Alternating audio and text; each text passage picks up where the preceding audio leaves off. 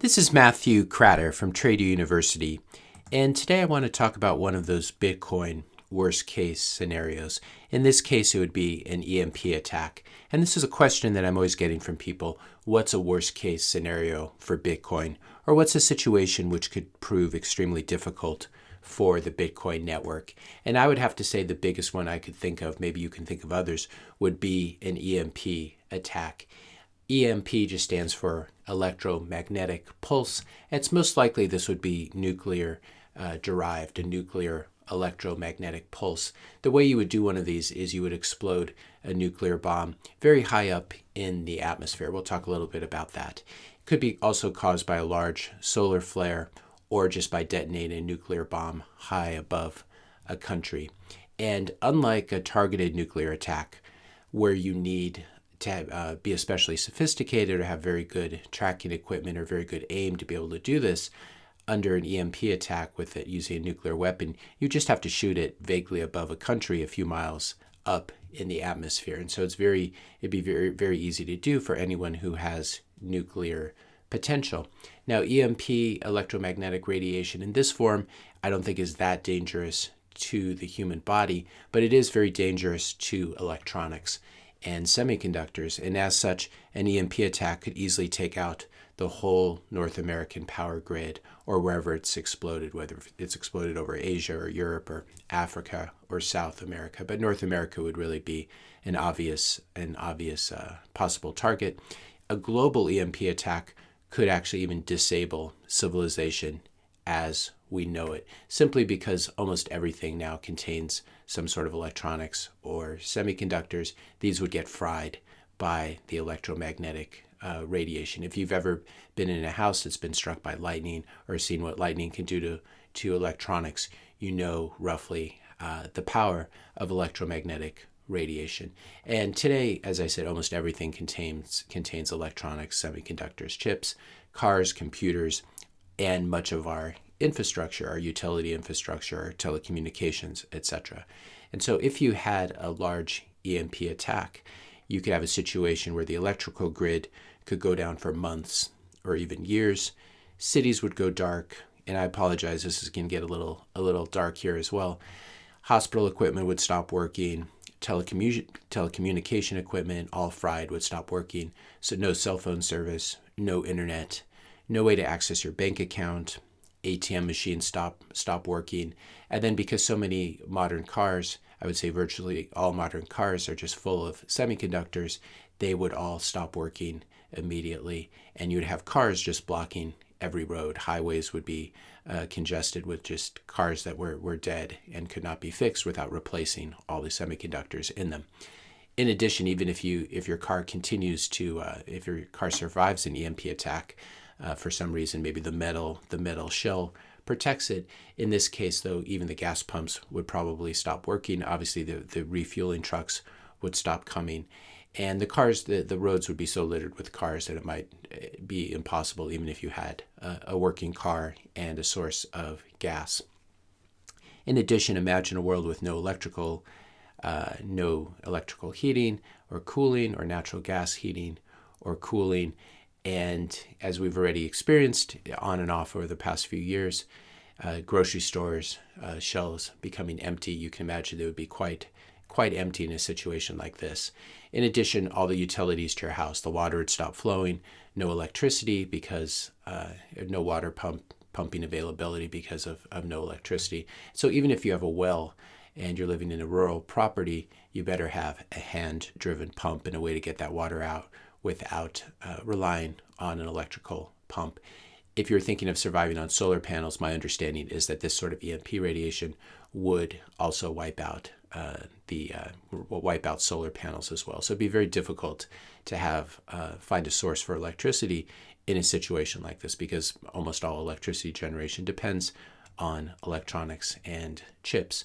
Now, the other problem is this could take years to rebuild, because you have to build enough new chips. First of all, you have to repair the semiconductor factories, and then you have to build a lot more chips to replace everything. And of course, this is complicated by the fact that most of this is made in Asia now, particularly Taiwan. So you have this situation where cities would descend into chaos.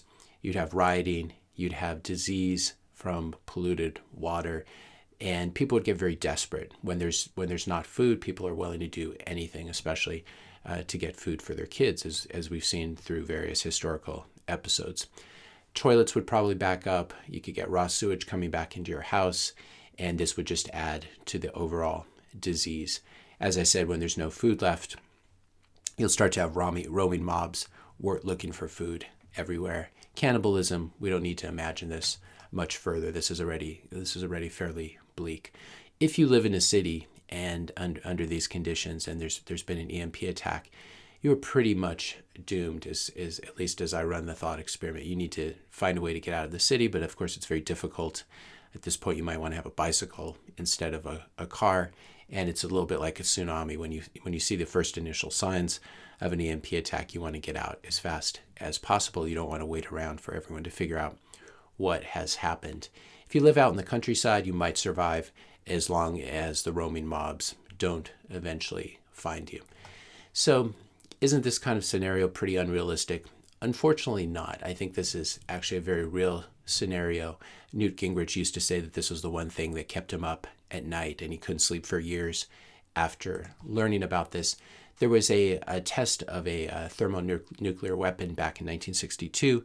The U.S. conducted this in 250 miles above Johnston Island, so very, very high up in the atmosphere above an island in the Pacific Ocean. This is a 1.45 megaton thermonuclear weapon, and this created an EMP pulse, an electromagnetic pulse, that was felt over 1,000 miles away. So the blast actually knocked out the electricity supply in parts of Hawaii and disrupted telephone service for a period of time, and the radiation also damaged several satellites that were in low Earth orbits, taking them out of service. So we do have a historical precedent for this.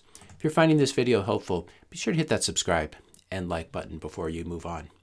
Here's an article I'll link to about how a very serious study done by the IEEE about how one atmospheric nuclear explosion could take out the power grid. This is a very interesting article.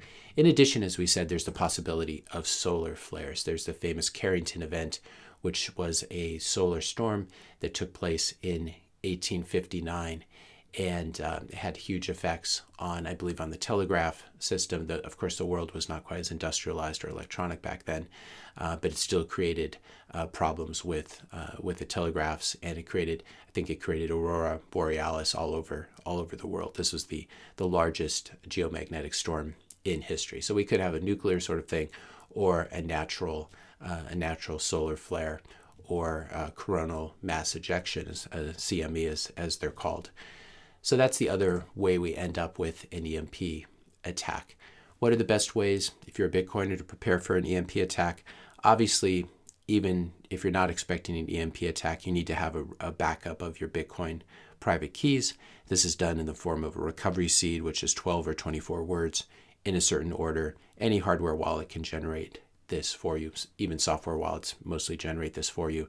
And it's important to have this on a piece of paper or on metal plates or something like this, because your hardware wallet obviously contains electronics and will probably get wiped out.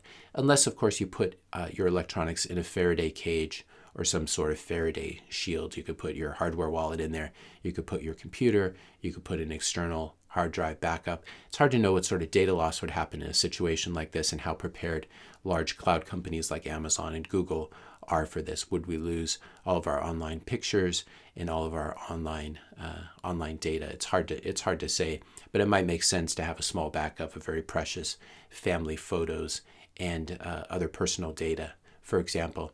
Of course, even if your computer survives an EMP attack, there will be no internet for many months or years to connect to. So this is something else to think about, but it does make sense, perhaps protecting some of your more valuable data in this way. Obviously, then there's all the sort of prepper stuff, which the hard thing about being a prepper is that you're wrong for very long periods of time, and maybe you're always wrong. And then, of course, when you're right and the world really ends, there's no real satisfaction there. But we could see a situation where the preppers who have looked pretty ridiculous for the past 20 years turn out to be the only ones who survive something like this. You want to have a garden. You want to have a water source, obviously, that's not an electric pump. You want to have canned food.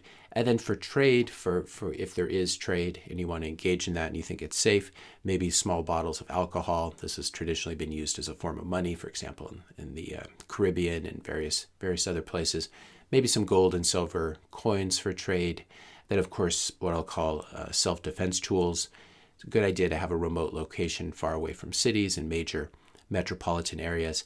And then in terms of transportation, the only two things I could think of are a bicycle and a horse. Those might come in handy. If you have some further suggestions, please add them in the comment section below. I'm sure there's some of you who have thought about this even more deeply than I have. You can also read about Faraday cages and Faraday shields. I'll link in the description notes below to that. So what we're talking about here is not just something that's bad for Bitcoin. This is an all-out zombie apocalypse scenario. And unfortunately, it's one of those things that to me seems much more likely than, for example, humanity destroying itself in a nuclear war. All you need is some rogue group to explode a bomb like this, get their hands on maybe a major nation's, one of their bombs, explode it in the atmosphere, or cook one up themselves, and then create this sort of mass destruction.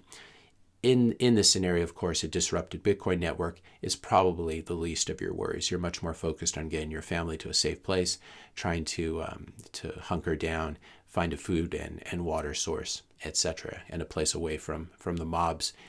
If we want to look a little more closely what would happen in the Bitcoin network under a situation like this, though, if people still cared, if, for example, only North America went down, there was an EMP attack above North America, and the rest of the world was still okay, then obviously the rest of the world, the miners and full nodes there would keep working on Bitcoin and mining new coins and verifying transactions, etc.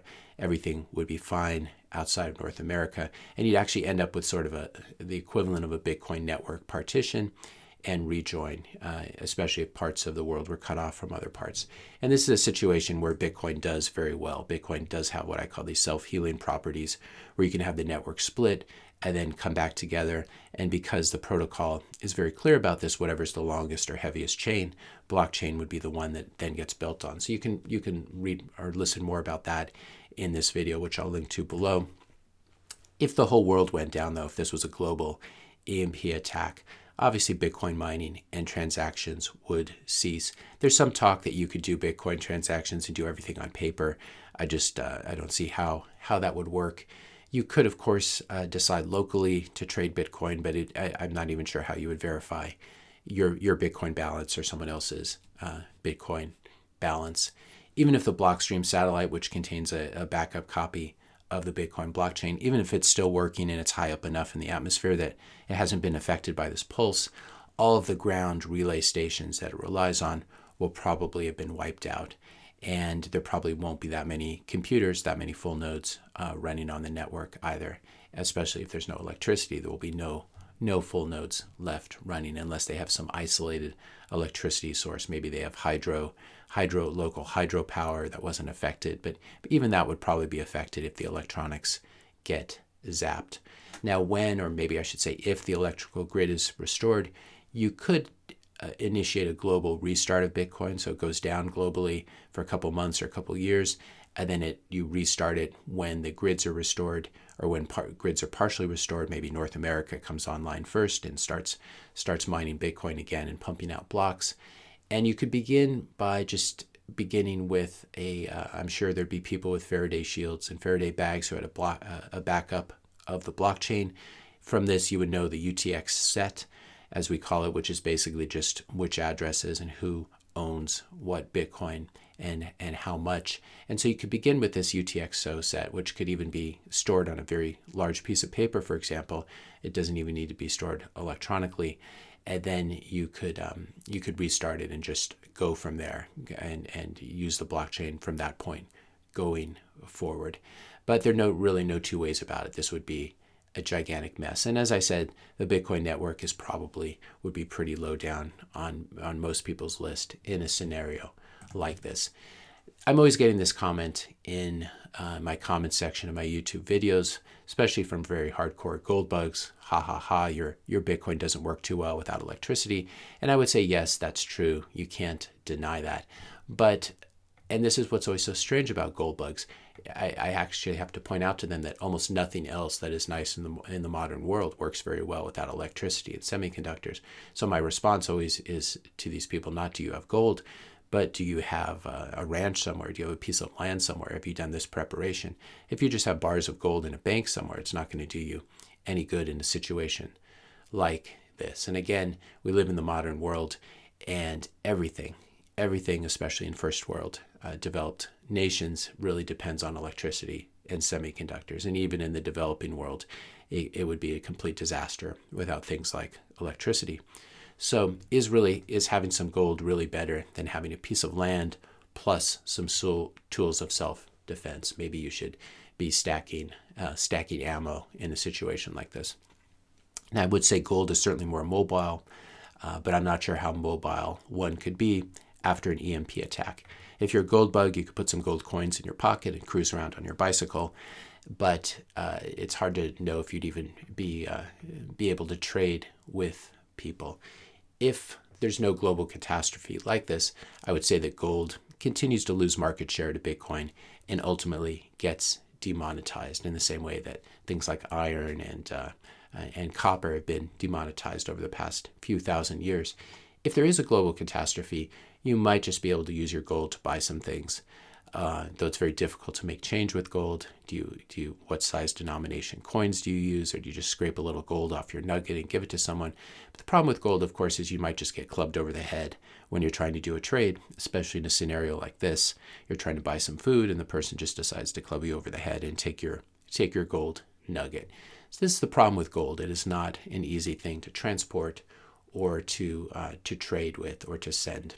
And I get this feeling that so many of these gold bugs who make comments like this, they're just secretly wishing for a return to the past. And I would say I'd much rather be on the side of the Bitcoiners who are facing forward towards the future, and they realize that the future hopefully has some electricity in it. And if it doesn't have electricity in it, we have far greater problems than just the Bitcoin network. And I look forward to this Bitcoin future, just assuming we can negotiate the next decade and make it there. And I really do hope that humanity makes it. This is one reason I put out videos like this, just to educate people, not to scare you so you don't sleep well at night, but just to let people know what these sort of scenarios look like, so they can think them through and prepare and make sure that their family and friends would be safe in a situation like this, and that they made a backup plan. If you found this video helpful, be sure to hit that subscribe and like button. Hit the notification bell if you want to be notified when I publish my next video. And let me know your questions and comments in the comment section below. Thanks a lot for watching, and I'll see you in the next video.